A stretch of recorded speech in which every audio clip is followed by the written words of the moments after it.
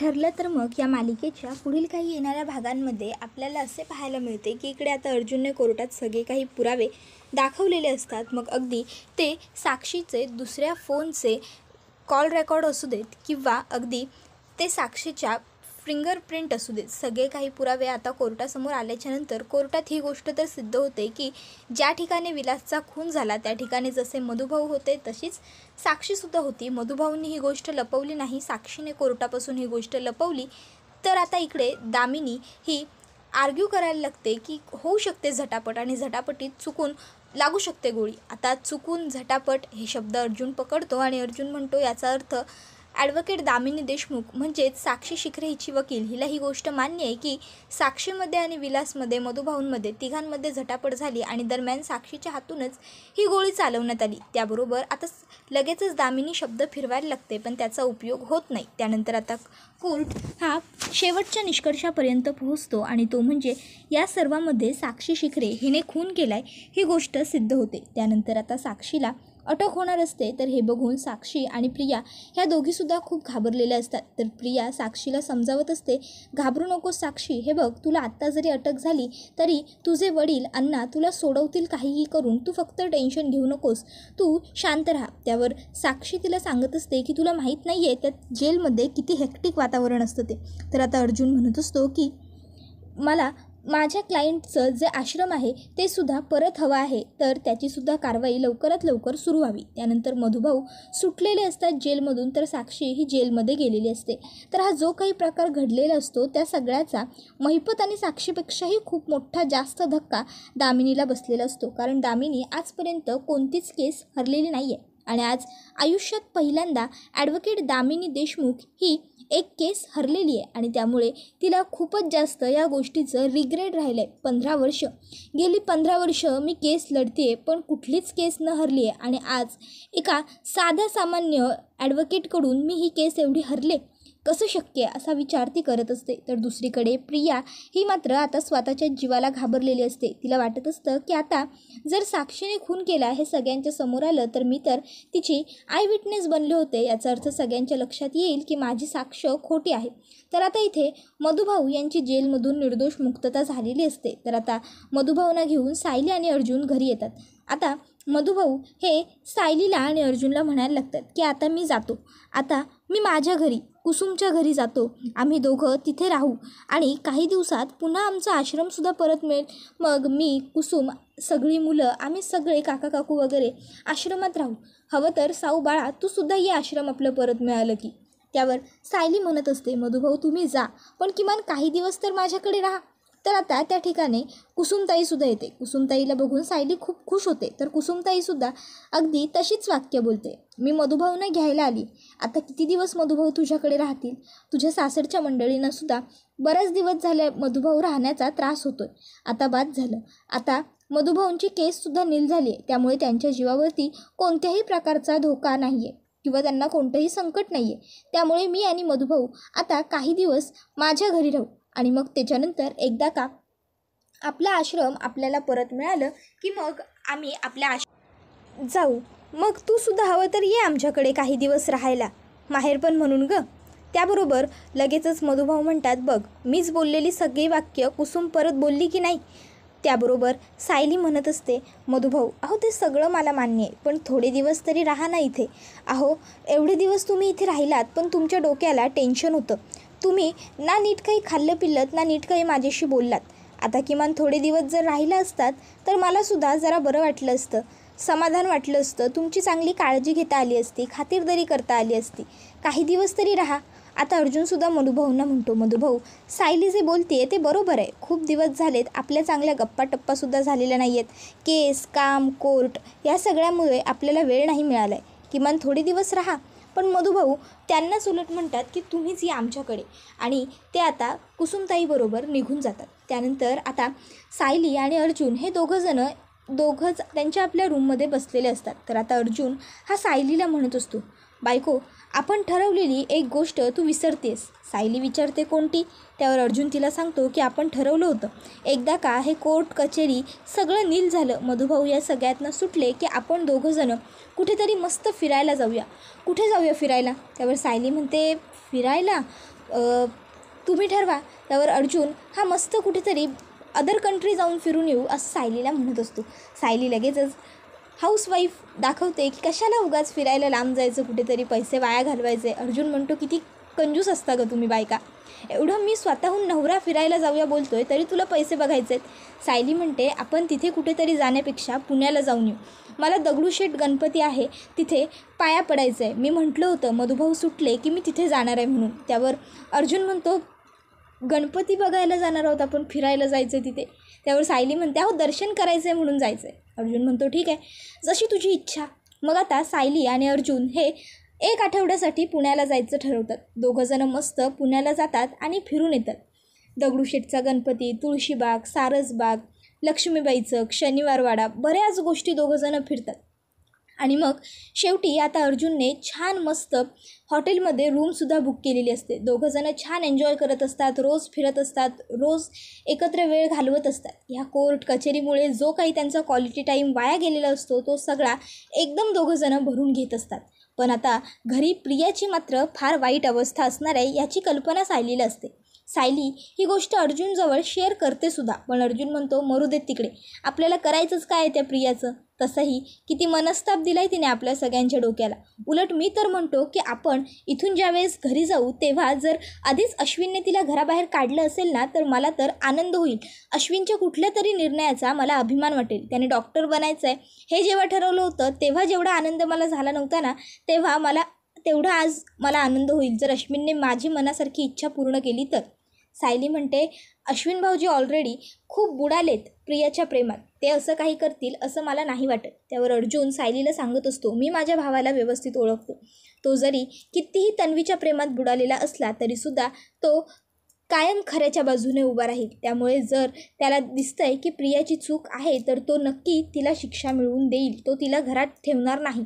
सायली म्हणते बघूया कोण जिंकतं, प्रेम की तुमचा विश्वास. त्याबरोबर अर्जुन म्हणतो माझाच विश्वास जिंकेल.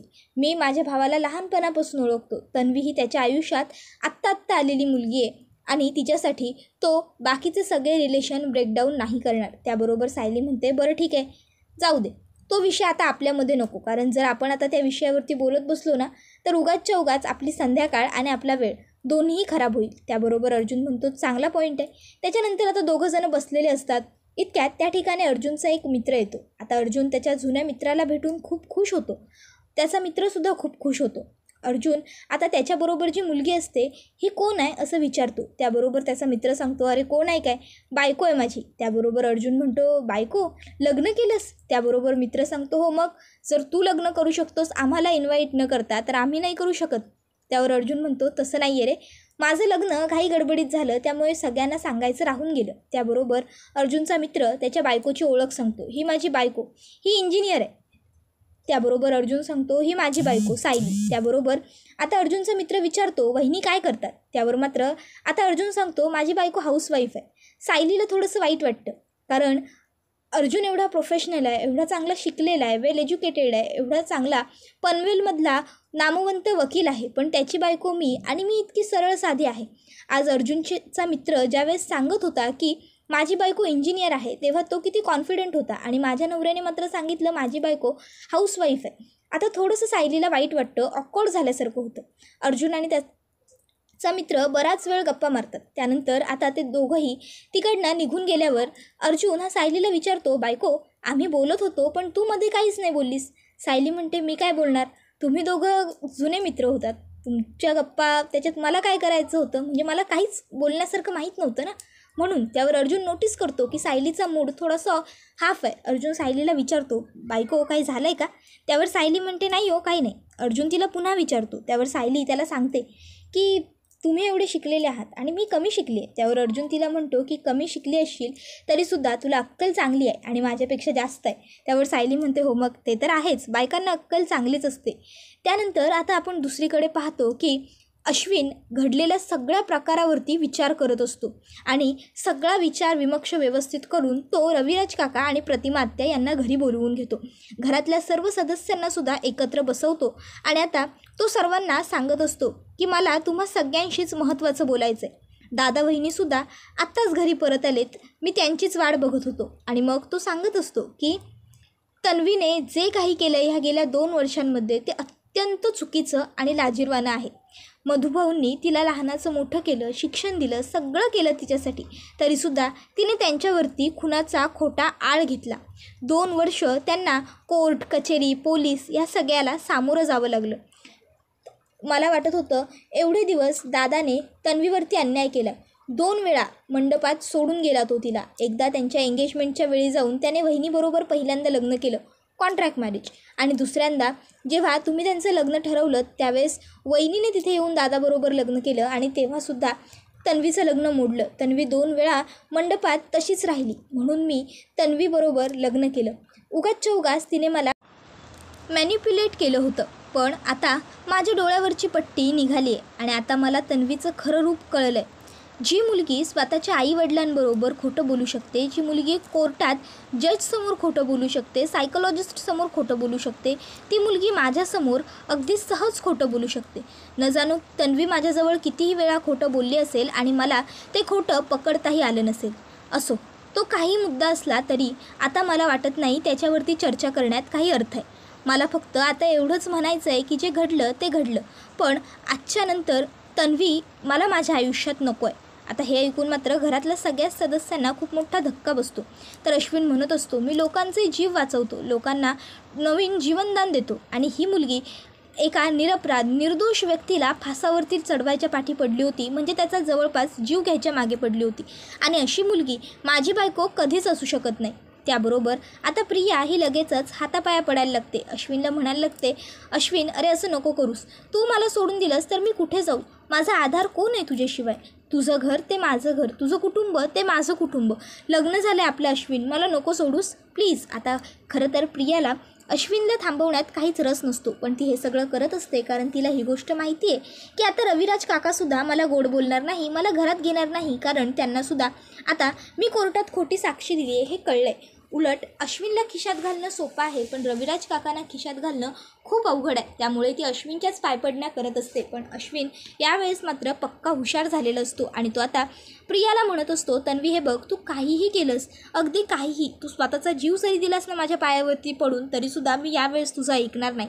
कारण आत्तापर्यंत तुझं ऐकून मी खूप चुकीचं वागलो. चुकीचं नाही, मी मूर्खासारखा बावळटासारखा वागलो आहे. अगं इतका हुशार, इतका चांगला वकील आहे, डॉक्टर आहे मी, मला एवढी चांगली अक्कल आहे, तरी माझी अक्कल तुझ्यासमोर गहाण पडल्यासारखं वागत होतो मी. प्रत्येक वेळेस तुझी बाजू घेत गेलो, प्रत्येक वेळेस तुला पाठीशी घालत गेलो, प्रत्येक वेळेस तू म्हणशील ते बरोबर म्हणत गेलो आणि तेच माझं चुकलं. प्रेमाच्या आहारी जाऊन मी नाती तोडत गेलो आणि आता मला हे नाही करायचं आहे. तू माझ्या घरात राहणं मुळात डिसर्वच नाही करत, त्यामुळे प्लीज जा माझ्या घरातनं.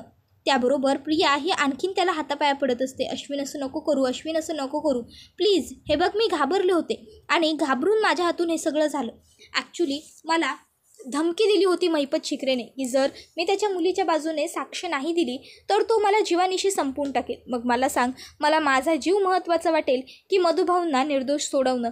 अरे मधुभाऊंना फक्त जन्मठेप झाली असती, पण माझी तर फाशी. विचार कर. त्याबरोबर लगेचच अश्विन म्हणत असतो, फक्त जन्मठेप ही काय तुला साधी सोपी गोष्ट वाटते? आणि ठीक आहे, मी मान्य करतो तुला भीती वाटलीही होती त्या महिपत शिकरेची. अगं पण तू एकदा तुझ्या वकील बापाबरोबर बोलायचं होतंस किंवा एकदा माझ्या वकील भावाबरोबर बोलायचं होतंस. त्या दोघांपैकी एकाने कोणीतरी तुझी मदत केली असती. दोघं आपल्या घरात वकील आहेत, ते सुद्धा नामवंत वकील आहेत, कधीही कुठलीच केस न हरलेले. त्यांनी तुला सोडवलं नसतं या सगळ्यातून, त्यांनी तुला काहीच करून दिलं नसतं मदत. पण असो, जाऊ देत ना. या सर्व विषयावर बोलून उगाच तू तुझा वेळ, मी माझा वेळ वाया घालवतो आणि त्याशिवाय मनस्ताप होईल या सगळ्याचा मला नंतर, ते तर वेगळंच. त्यामुळे मी तुला स्पष्ट, क्लिअर आणि व्यवस्थित भाषेत सांगतोय, तोपर्यंत तू घराच्या बाहेर निघ. उगाच तू मला, त्याबरोबर अर्जुन म्हणतो, उगाच तू त्याला स्वतःला हाताला धरून बाहेर काढायला भाग पाडू नकोस तन्वी, समजलं? So please get loss. उगाच खोटं बोलू नकोस. अजून किती ड्रामे क्रिएट करायचे तुला, अजून किती सीन क्रिएट करशील? अगं तुला त्या साक्षीच्या घरी प्रत्येक वेळेस जाताना मी पाहिलेलं आहे. मी तुझे फोटो क्लिप्ससुद्धा बनवलेत, व्हिडिओ क्लिप्ससुद्धा बनवलेत, पण प्रत्येक वेळेस तू मला काही ना काहीतरी कारण काढून खोटं ठरवलंयस. पण आता नाही, आता बास. आता तसं आणि असं तुझा खरा चेहरा हा सगळ्यांच्या समोर आलेला आहे. त्यामुळे प्लीज आता आणखीन खोटं बोलून उगाच स्वतःची जास्त नालस्ती करून घेऊ नकोस. ऑलरेडी सगळ्यांना कळालं आहे की तू किती नालायक आहेस ते. त्यामुळे आता जितक्या लवकर तू इथून बाहेर पडशील आणि स्वतःला वाचवशील तितकं चांगलं असेल. देवाला थँक्स म्हण की आम्ही फक्त तुला घराच्या बाहेर काढतोय, अजून पोलिसांच्या ताब्यात द्यायची भाषा केलेली नाही आहे. हे बघ, आधीच तू खोटी साक्षी दिल्यामुळे तुला पोलीस अटक तर होऊ शकते. त्यामुळे प्लीज आता काय करायचं ते तुझं तू ठरव. तर आता सायली ही अर्जुनला म्हणत असते, अर्जुन सर, अहो तुम्ही काय बोलता हे सगळं?